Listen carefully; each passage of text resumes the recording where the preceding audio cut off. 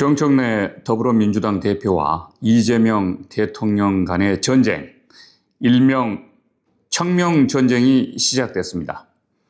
이재명 대통령이 12일 저녁 더불어민주당 정청래 대표와 관저에서 만찬 회동을 가졌습니다. 그런데 두 가지 점에서 저는 깜짝 놀랐습니다. 첫째로 당대표와의 만찬을 독대가 아니라 같은 당대표 경선자였던 박찬대 후보를 배석시켰다는 점에서 깜짝 놀랐습니다. 이는 정 대표에게 권력의 독상을 차려주기 싫다는 명백한 신호입니다. 당 대표와 대통령의 단독 회동은 당 대표의 위상을 높이고 힘을 실어주는 상징적 의전입니다. 그러나 이 대통령은 정 대표보다는 차기 당 대표를 노리는 박찬대 후보에게 힘을 실어주려는 정치적 메시지가 명확해 보입니다. 정 신임 대표로서는 매우 기분 나쁜 의전이라 하지 않을 수 없습니다.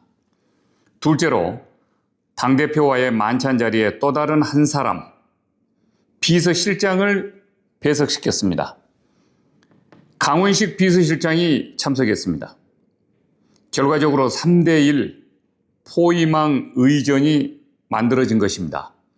정 대표를 상대로 대통령과 박찬대 후보 그리고 강원식 비서실장이 삼면 포위하듯 앉아있는 형식이 됐습니다. 이는 정 대표의 발언력을 의도적으로 약화시키려는 배치이고 대통령이 정 대표와 길게 대화하고 싶지 않다, 이런 속내를 드러낸 것입니다. 이는 무엇을 말하는가? 이 대통령은 정 대표에게 힘을 실어주지 않겠다는 그런 정치적 복선이 깔린 의전입니다. 오히려 나름대로 정 대표를 견제하겠다는 전략적 포석으로 보입니다. 여기에 두 가지를 더 첨언하자면 민주당 전당대회가 지난 2일이었습니다. 근데 벌써 10일이 지났습니다. 10일이나 지난 후에 당과 대통령실 간의 회의를 열었다는 것도 뭔가 양자 간에 보이지 않는 앙금이 있었다는 것을 말해준 것 아닌가, 이렇게 분석됩니다. 그 사이에 정 대표는 전직 대통령들 묘소를 참배했습니다. 물론 문재인 전 대통령 집도 찾아갔습니다. 그러니까 정 신임 대표는 살아있는 현직 대통령보다 저승에 계신 전직 대통령들을 먼저 찾아뵙고 인사하는 이상한 의전 행보를 펼쳤습니다. 아마도 정 대표가 이런 행보를 취할 수밖에 없었던 것은 자신이 원하는 날짜에 미팅이 잡히지 않자 슬쩍 기분이 좀 나빴을 가능성이 있고, 그러면 나는 전직 대통령들 묘소부터 참배하겠다는 야심찬 행보를 결행했을지도 모릅니다. 여기에 또 하나 충격적인 사건은 조국 혁신당 대표를 이번 8.15 특별사면 대상에 포함시켰다는 점입니다. 이는 민주당 전당대회 이후 신임 정청래 대표에게 권력이 집중되는 모든 구심력을 일거에 헝클어뜨려 권력의 초점을 조국으로 이동시켜버리는 이재명 대통령의 정치적 노림수로 보입니다.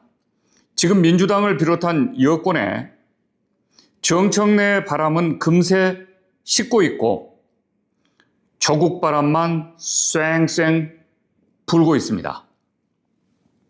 아마도 대통령실은 이번 8.15 특별사면에 대해 당과 충분한 조율을 거치지 않았을 가능성이 큽니다.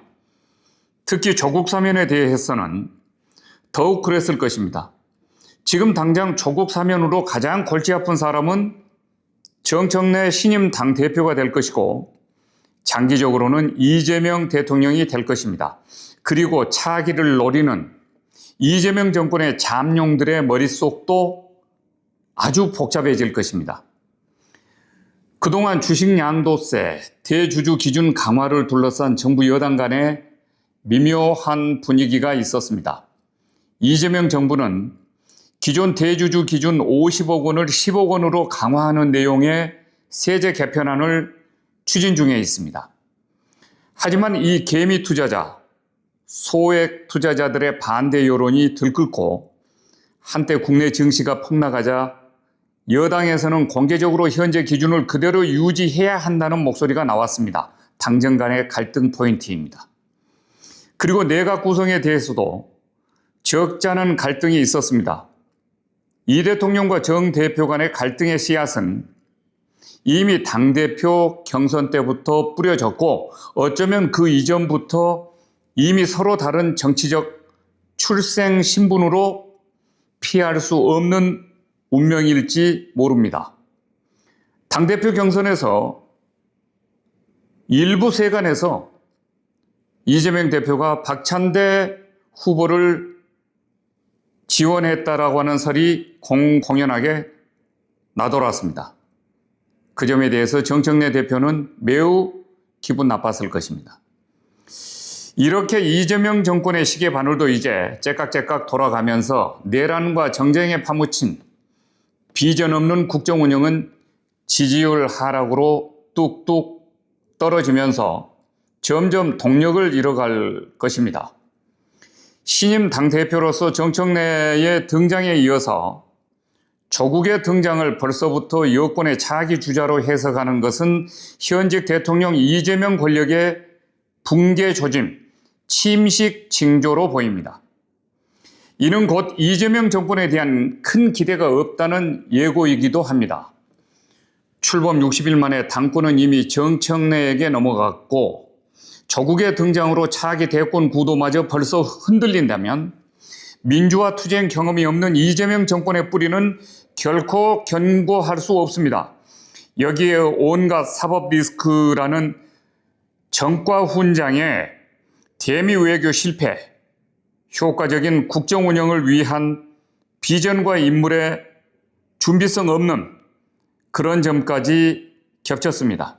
그 결과 나침반도 안테나도 없는 대한민국호는 이미 표류 중입니다.